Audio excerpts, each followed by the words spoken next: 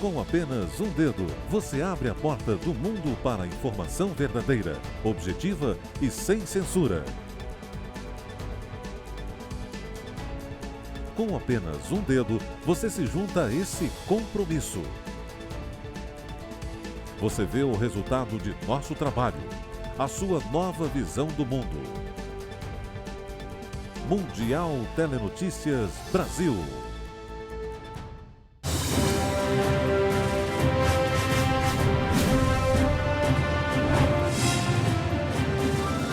Olá, estamos começando agora mais uma edição do Mundial Telenotícias Brasil, comigo, Paulo Echevarria. Acompanhe.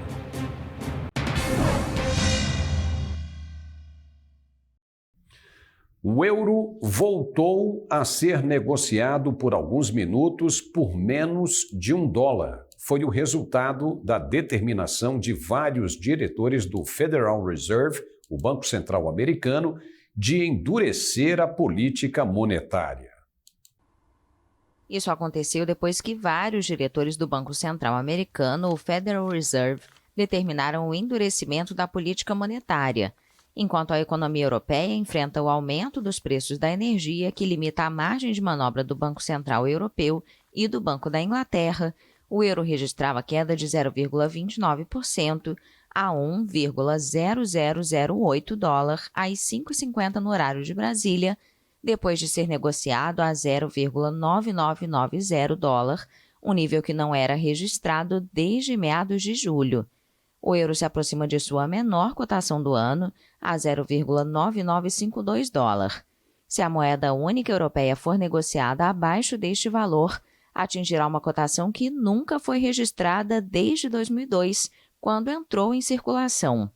Nos Estados Unidos, apesar das previsões de algumas autoridades financeiras de que o Fed reduziria o ritmo de aumentos, vários membros da instituição insistiram que o aumento nas taxas vai prosseguir.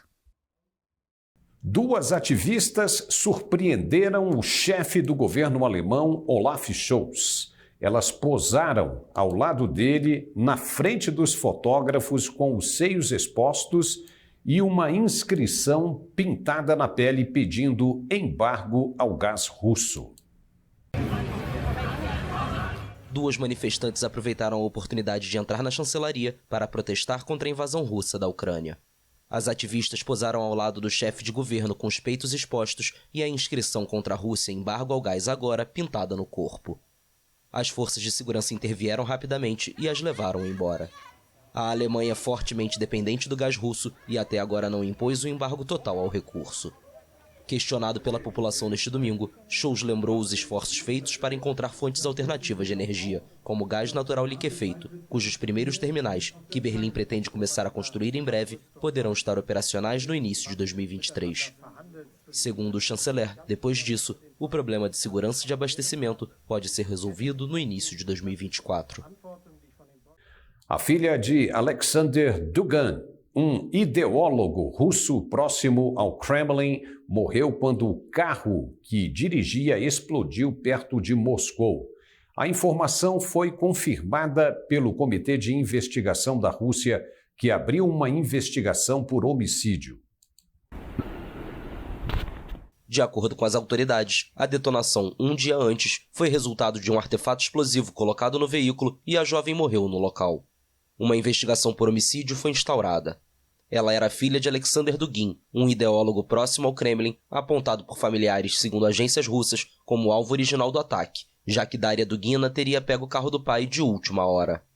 O escritor ultranacionalista de 60 anos, teórico do neo-eurasianismo, aliança entre a Europa e a Ásia liderada pela Rússia, está sujeito a sanções da União Europeia desde 2014, após a anexação russa da Crimeia. Dugin, às vezes chamado de mente de Putin, é uma figura que há anos defende a unificação dos territórios de língua russa e apoiou totalmente a operação militar lançada por Moscou na Ucrânia em fevereiro. Nos últimos anos, a Ucrânia baniu vários de seus livros. Já Daria Dugina estava em uma lista de cidadãos russos sancionados no Reino Unido desde julho por supostamente espalhar desinformação sobre a Ucrânia na internet. Até o momento, ninguém assumiu a autoria do ataque.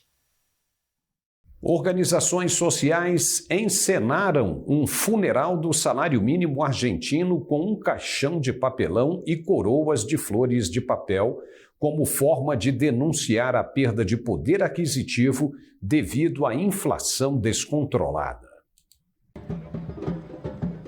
Um caixão de papelão e coroas de flores foram deixados em frente à sede da presidência depois de uma marcha fúnebre pelas ruas da cidade, acompanhada por cerca de 500 pessoas. Hoy en la Argentina hay un montón de trabajadores por debajo de la línea de pobreza, así que estamos realizando esta medida de protesta. Decimos como consigna principal, el salario mínimo vital y móvil ha muerto, ha sido pulverizado por la política económica. Conhecido como salário mínimo vivo e móvel, o pagamento corresponde a cerca de $320 na taxa de câmbio oficial, bem abaixo da cesta básica para uma família de 4 pessoas, estimada em $783. Y hoy nosotros acá estamos velando nuestro sueño, nuestro futuro, porque esto es lo que hoy estamos dejando acá, ya que el salario vital y móvil está muchísimo bajo, no llegamos ni a la canasta familiar, no llegamos ni a la mitad.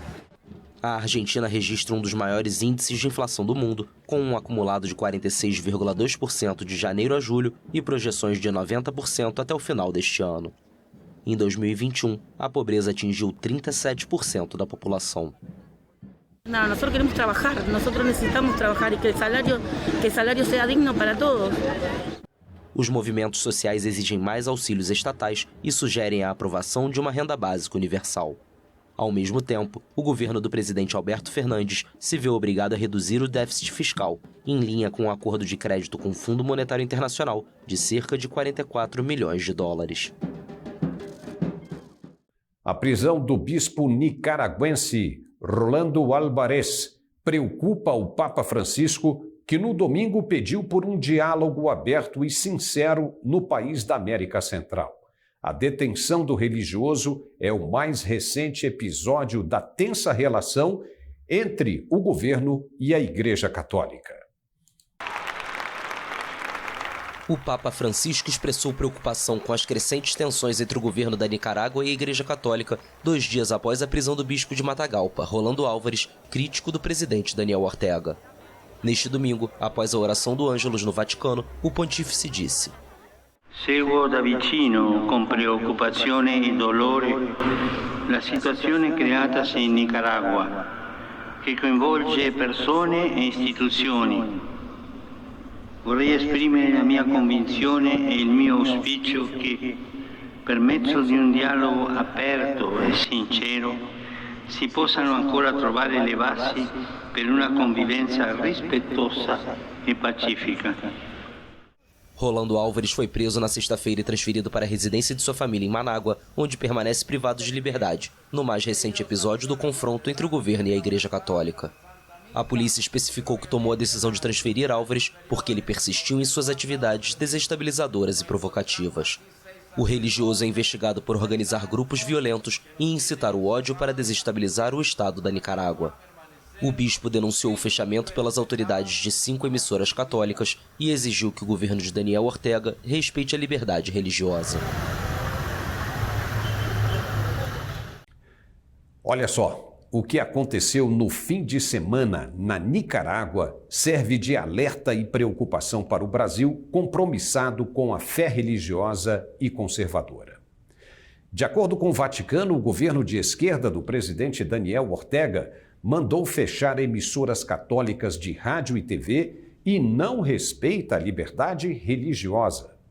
Nesse mesmo fim de semana, o candidato de esquerda à presidência do Brasil deu sinais claros de que pretende seguir pelo mesmo caminho de endurecimento do envolvimento das igrejas cristãs com ideais políticos para a preservação dos costumes. Quero dizer, as igrejas não têm que ter partido político, porque as igrejas têm que cuidar da fé e da espiritualidade das pessoas e não cuidar de candidatura de falsos profetas ou de fariseus que estão enganando esse povo inteiro.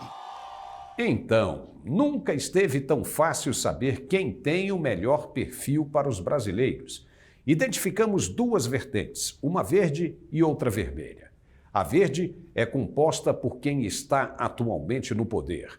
Já sabemos quem ele é e como pensa, o que ele já fez, está fazendo e onde pretende chegar. Sabemos das dificuldades e de todas as barreiras que ele tem lutado para superar. A vertente vermelha também conhecemos muito bem, sabemos o que ela fez, o que trouxe para o Brasil. Corrupção confirmada em todas as instâncias da justiça, desvio de fundos de pensão, recursos da Petrobras, Eletrobras, Caixa Econômica Federal, conchavos com construtoras fraudulentas para repasse ilegal de recursos públicos, desemprego em larga escala e famílias abaixo da linha da pobreza. E até alguns outros que disputam essa corrida também estiveram na mesma vertente e não fizeram nada para melhorar a vida do brasileiro. A coisa está muito clara. Um destruiu e o outro está consertando. Um fez buracos e o outro tapou, está asfaltando. Não tem mais mensalão e nem mensalinho. Nada de dinheiro sendo mandado para fora, nada de acordos escusos e, como resultado, o dinheiro está sobrando. A atual equipe econômica está fazendo o ideal e o correto ao mesmo tempo. Está atacando de frente em todas as áreas, mitigando os problemas das categorias de uma só vez, sem que um sofra mais que o outro. Aqueles que não querem a privatização das estatais, na verdade, talvez até sem saber, porque são inocentes úteis, estão alimentando uma forte fonte inesgotável de corrupção, porque foi das estatais que saiu a maior parte dos recursos desviados. Uma vez privatizadas, da onde virá o dinheiro para sustentar o sistema criminoso? Então, não está difícil saber quem escolher. Só não vê aquele que quer toda a sujeira de volta. Basta acompanhar o que acontece nos palanques do fim de semana para ver as besteiras que são ditas para evidenciar as intenções inescrupulosas que saltam aos nossos olhos. Por favor, se você gostou, se inscreva em nosso canal e compartilhe. Obrigado.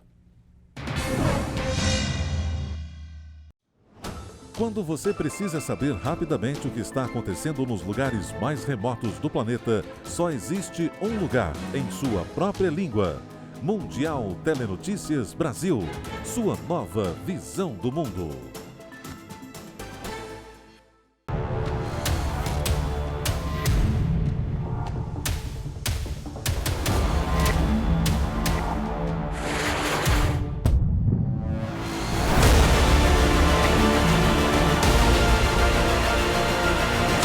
É uma satisfação conduzir os primeiros itens de série no Brasil. Senta boa, Brasil!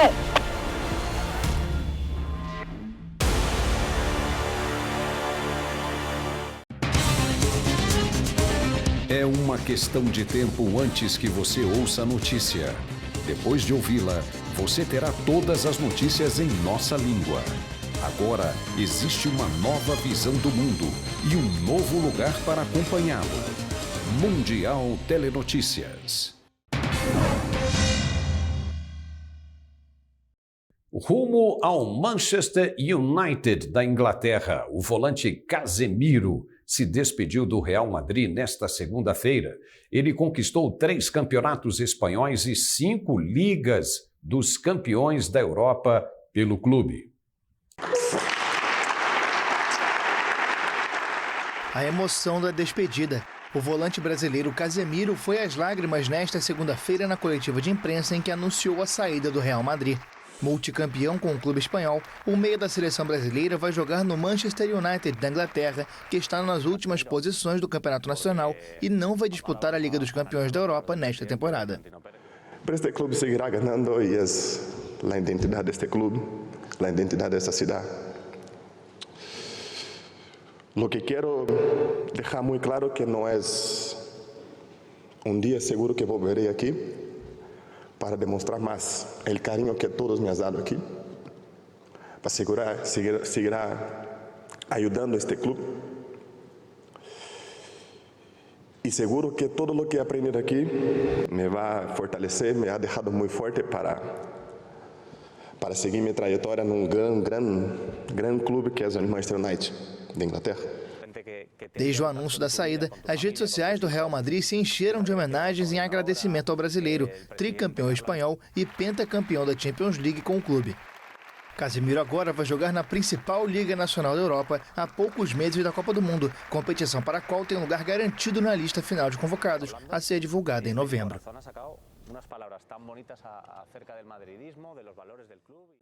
Nas Filipinas, as salas de aula voltaram a receber os alunos nesta segunda-feira. O país foi um dos últimos a retomar as aulas presenciais depois da pandemia da Covid-19.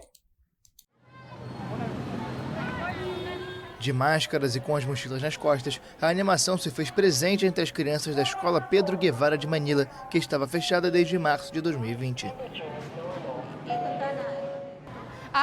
Kanina po sobrang saya ko na nakita ko po yung mga estudyante, lalo na po yung nakita ko yung mga saya sa mga mukha nila.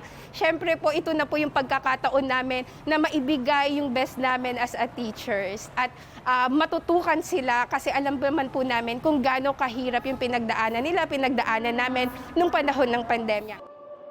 O colégio adotou um sistema híbrido de classes presenciais e remotas para que os quase 6 mil alunos façam a transição até um sistema inteiramente presencial em novembro, prazo estabelecido pelo presidente Ferdinand Marcos Júnior. Muitos estudantes vão precisar se atualizar. Antes da pandemia, 9 a cada 10 estudantes filipinos não conseguiam ter compreensão completa de um texto simples aos 10 anos de idade. Napansin ko dito yung 2 years na naka-online sila. Very limited kasi yung time nila para sa pag-aaral kasi 30 minutes lang per subject. So napansin ko yung challenges namin doon, syempre dahil limited lamang ang oras, ay hindi natin yung kanilang learning ay parang limited din. Hindi katulad nitong face-to-face na mas mahaba yung oras ng kanilang pag-aaral na kung saan matututunan na lahat yung mga iba't ibang mga skills and competencies. Com o fechamento das escolas, os filipinos adotaram um sistema de ensino que combinava aulas online, materiais impressos, lições transmitidas pela televisão e redes sociais. Ao voltar às aulas, também voltam os velhos problemas como turmas muito grandes, métodos de ensino defasados, pobreza e falta de infraestrutura básica. Ao mesmo tempo, o governo intensificou a vacinação e vai dar transporte público gratuito até o final do ano. No sábado, o governo começou a entregar ajuda em dinheiro aos alunos e familiares que lutam para cobrir os gastos, o que criou cenas caóticas em frente aos centros de distribuição. O país é um dos últimos do mundo a retomar as aulas presenciais em tempo integral, em meio à preocupação de que o fechamento prolongado tenha agravado a crise educacional. 2 tratamentos reduzem significativamente a mortalidade ligada à doença provocada pelo vírus Ebola. A notícia foi divulgada pela Organização Mundial da Saúde, OMS, que recomenda a medicação para as pessoas que contraem a febre hemorrágica. Os cientistas aprovaram o MAB-114, que é um anticorpo monoclonal comercializado sob a marca Ebanga, e o REGN-EB3, que também mistura 3 anticorpos monoclonais. And it's for use of these drugs in patients with confirmed Ebola virus disease, and this includes people of all ages, older people, children, pregnant and breastfeeding women, and newborns up to 7 days who are born from Ebola-positive mothers. Estudos mostraram que ambos os tratamentos reduzem significativamente a mortalidade pelo vírus e podem salvar entre 230 e 400 vidas para cada 1.000 pessoas infectadas. A OMS recomenda não administrar o tratamento com Zimap, também com anticorpos monoclonais ou antiviral Remdesivir. O vírus Ebola é fatal em grande parte dos casos. O surto entre 2013 e 2016 na África Ocidental foi o maior desde que o vírus foi descoberto em 1976 na República Democrática do Congo, matando mais de 11.300 pessoas. No Iraque, equipes de resgate recuperaram 5 corpos de peregrinos presos sob os escombros de um mausoléu que desabou parcialmente. Uma rocha se desprendeu e caiu sobre um santuário xiita na cidade de Kerbala. Equipes de resgate recuperaram neste domingo 5 corpos de peregrinos presos sob os escombros de um santuário xiita que desabou parcialmente na véspera no Iraque. O trabalho dos socorristas entre rochas, vigas de madeiras e outros escombros do mausoléu do Imam Ali em Kerbala contou com o auxílio de escavadeiras. Autoridades disseram que uma parte da rocha que rodeava o edifício se desprendeu devido à forte umidade e caiu sobre o mausoléu. حدث عبارة عن كارثة انهيار تلة ترابية كتل كبيرة من الصخور بالإضافة إلى الأتربة فوق سطح بناية اللي هي قطارة الإمام علي. الكميات الكبيرة ما صمدت أمام السقف، انهار السقف بالإضافة إلى الكميات الكبيرة من الأتربة والصخور، انهار برمته على الزائرين المتواجدين داخل الموقع. Entre as vítimas fatais estavam 2 mulheres, um homem e uma criança, e o corpo de outra mulher foi localizado, mas ainda não havia sido removido. O mausoléu fica a cerca de 25 quilômetros a oeste da cidade sagrada xiita de Kerbala e atrai milhares de peregrinos todos os anos. Mais uma autoridade americana visita Taiwan e enfurece a China. E desta vez o governador do estado de Indiana esteve no território após o Washington anunciar que vai iniciar negociações comerciais com Taipei. O governador do estado americano de Indiana se reuniu nesta segunda-feira com a presidente de Taiwan, poucos dias depois de Washington anunciar negociações comerciais com Taipei. Este é um sinal de apoio após os exercícios militares chineses ao redor da ilha. Eric Holcomb, governador republicano de Indiana, desembarcou no domingo em Taiwan para uma viagem de desenvolvimento econômico. As tensões China-Estados Unidos aumentaram após as manobras militares chinesas, executadas em resposta à visita da presidente da Câmara de Representantes dos Estados Unidos, Nancy Pelosi, há algumas semanas. No encontro com Holcomb, a presidente taiwanesa Tsai Ing-wen falou sobre os exercícios chineses e pediu aos países democráticos que continuem apoiando Taiwan. O território vive sob a ameaça constante de uma invasão chinesa. Pequim considera a ilha de governo democrático parte de seu território e afirma que um dia a retomará. Pequim rejeita qualquer ação diplomática que legitime Taiwan e responde com crescente irritação às visitas de autoridades e políticos ocidentais. O governo dos Estados Unidos anunciou que nos próximos meses vai iniciar negociações comerciais com Taiwan. O Banco Central da China reduziu nesta segunda-feira uma taxa de juros sobre empréstimos para estimular a economia afetada pela rígida política anti-Covid e uma queda no mercado imobiliário. O gigante asiático registrou um avanço nos números depois que flexibilizou as restrições pela pandemia em junho, mas a opinião dos consumidores e das empresas permanece abaixo do habitual. A taxa básica de juros para empréstimos a 1 ano, referência para empréstimos a empresas, foi reduzida de 3,7% para 3,65%. Ao mesmo tempo, a taxa básica para empréstimos a 5 anos, usada para definir hipotecas, caiu de 4,45% para 4,3%. Os analistas anteciparam os cortes da taxa básica de juros, mas alertaram que a medida pode ser insuficiente para a recuperação do setor imobiliário, que, segundo vários cálculos, representa 25% do PIB chinês. O mercado imobiliário da China foi abalado por compradores frustrados em dezenas de cidades que boicotaram os pagamentos de hipotecas. O crescimento econômico foi de 0,4% em ritmo anual no segundo trimestre, o menor desde o início da pandemia em 2020. E agora vamos fazer um rápido intervalo e já voltamos. A melhor alternativa de notícias internacionais em português. Mundial Telenotícias Brasil. É preciso coragem para olhar para o passado e ver as adversidades que superamos. Durante todo o caminho, enfrentamos batalhas, fazemos escolhas e sabemos que não chegamos sozinhos onde estamos. A Marinha está repleta de grandes heróis que inspiram novas histórias. Somos a força que transforma.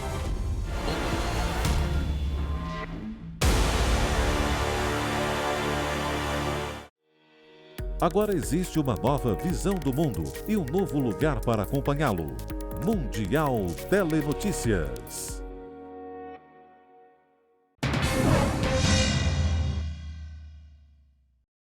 Michelle Obonsawin vai ser a primeira juíza indígena a integrar a Suprema Corte do Canadá.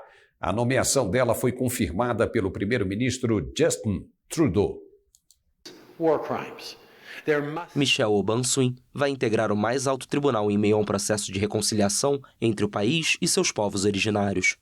Membro da primeira nação Odanak, ela fazia parte do Tribunal Superior de Justiça de Ontário desde 2017 e é especialista em temas como saúde mental e direitos humanos. A mais nova magistrada da Suprema Corte canadense disse em sua carta de apresentação de candidatura que, como mulher indígena que cresceu no norte de Ontário, percebia a necessidade de pessoas dedicadas a impostarem sua voz para representar aqueles que não podem falar por si mesmos. No ano passado, Mahmoud Jamal se tornou o primeiro membro não branco a ser nomeado para o Tribunal Superior. Um museu de Glasgow entregou formalmente à Índia 7 objetos de arte saqueados durante a colonização no século XIX, tornando-se a primeira instituição cultural do Reino Unido a tomar a iniciativa.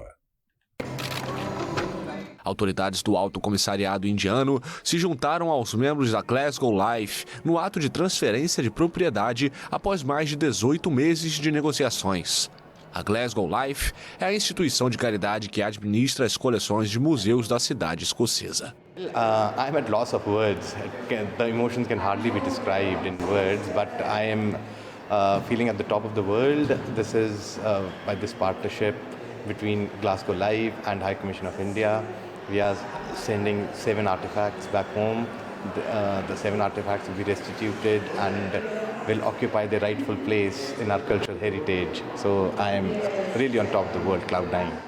As 7 antiguidades foram saqueadas de locais sagrados como templos e doadas às coleções do Museu da Cidade Britânica. 6 objetos foram roubados do norte da Índia em 1800 e outro, uma espada cerimonial do século XIV, foi comprada ilegalmente depois de ter sido tomada dos proprietários. A iniciativa escocesa não é a primeira. A Ucrânia afirmou nesta segunda-feira que quase 9.000 soldados morreram desde o início da invasão russa. E esta semana a guerra completa 6 meses sem perspectivas de um fim próximo.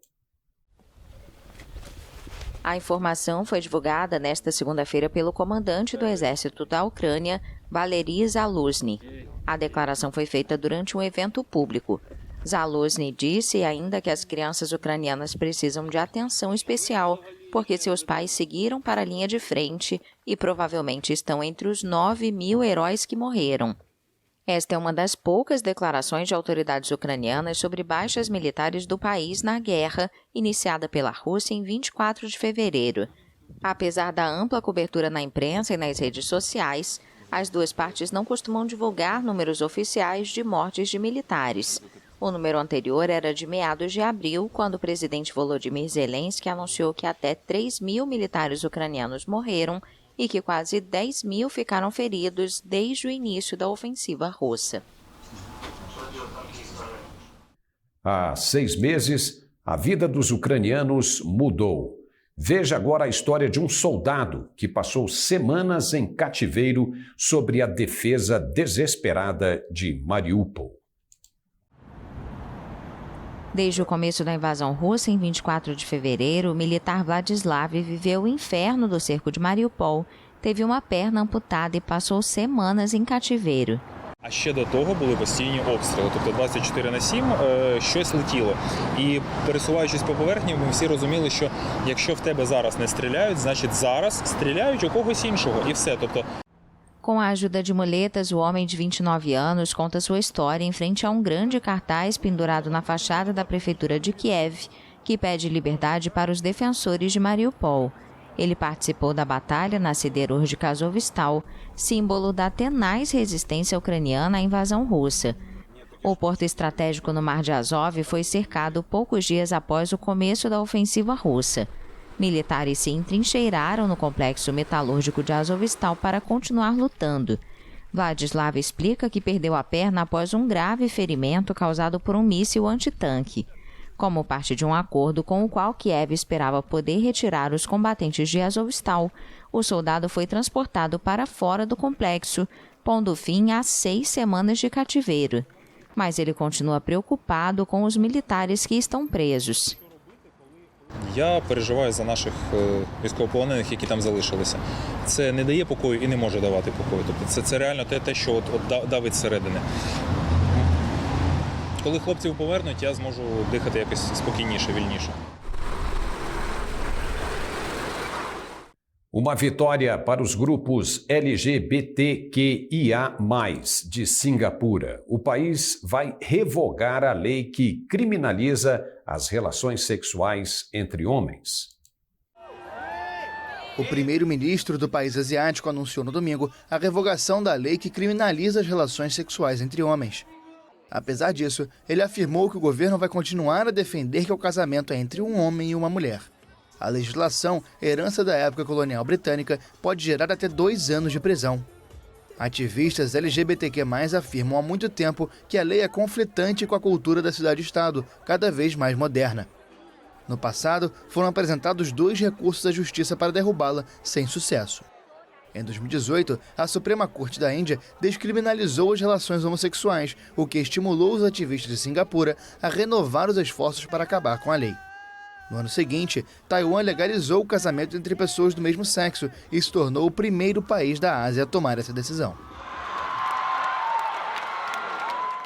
Turistas de todo o mundo se reúnem na costa da Groenlândia para ver as geleiras e os icebergs. E a comunidade local, na linha de frente do aquecimento global, tenta encontrar um equilíbrio entre preservar e receber cada vez mais visitantes. Na costa oeste, turistas se maravilham com o fiord de Ilulissat, na Baía de Disco, patrimônio mundial da Unesco desde 2004. Wow, it's wow.